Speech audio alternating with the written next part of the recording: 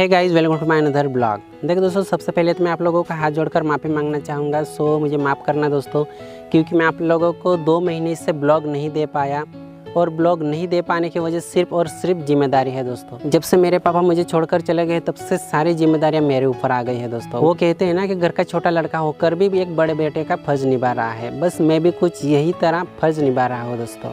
इसीलिए मुझे blog shoot करने के लिए बिल्कुल भी टाइम ही नहीं मिलता है। और देखो दोस्तों, होटल में मैं एक वेटर की जॉब करता हूँ और मेरी ड्यूटी का टाइम है 11 से 11। और देखो दोस्तों, ये होटल सादा के अंदर है और मेरे गांव से लगभग यहाँ से 22 से 25 किलोमीटर दूर है और मैं डेली अप डाउन करता हूँ। और रात को जब मेरी छुट्टी होती है तो खाते पीते करते हुए लगभग 12 वहीं पे बज जाते हैं और घर तक आते आते करीब 12:30 या फिर 1 भी बज जाता है। और फिर मैं भागदौड़ में इतना थक जाता हूँ कि मोबाइल तक चलाने के लिए मुझे टाइम नहीं मिलता है। तुरंत सो जाता हूँ रात को आते ही बेड पर। और सुबह में लगभग 8 से 9 बजे तक उठता हूँ और जैसे ही उठता हूँ तो मैं आता हूँ खेत के अंदर। और मैंने अपने खेत के अंदर गन्ना लगाया हुआ है और कहते हैं ना कि जितना ज़्यादा देखभाल होती है उतना ही ज़्यादा फसल भी होती है।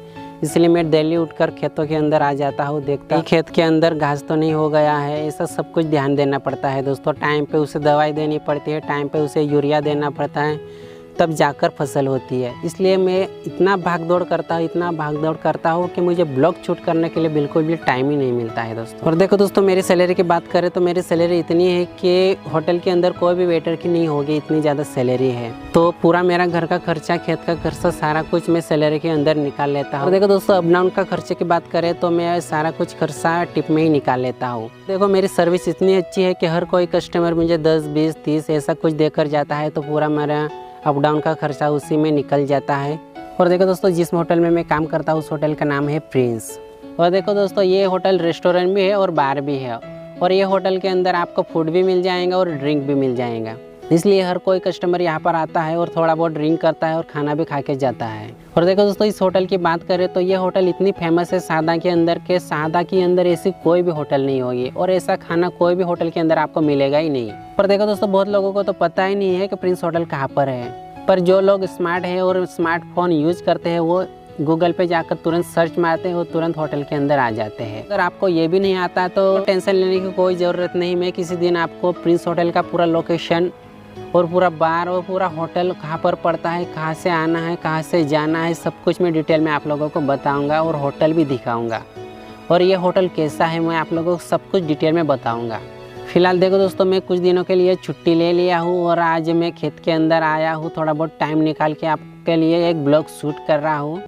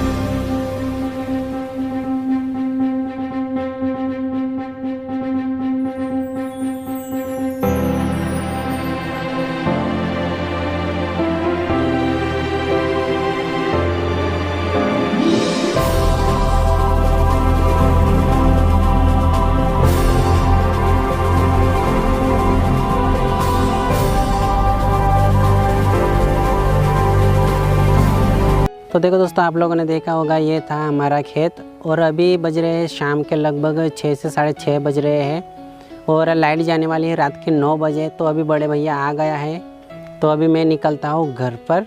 तो ब्लॉग को हम लोग यहीं पे एंड करते हैं। आई होप कि ये ब्लॉग आप लोगों को पसंद आया होगा, तो लाइक कीजिए, शेयर कीजिए और सब्सक्राइब करना मत भूलिएगा दोस्तों। मिलते हैं नेक्स्ट ब्लॉग में, तब तक के लिए जय हिंद, जय जोहार।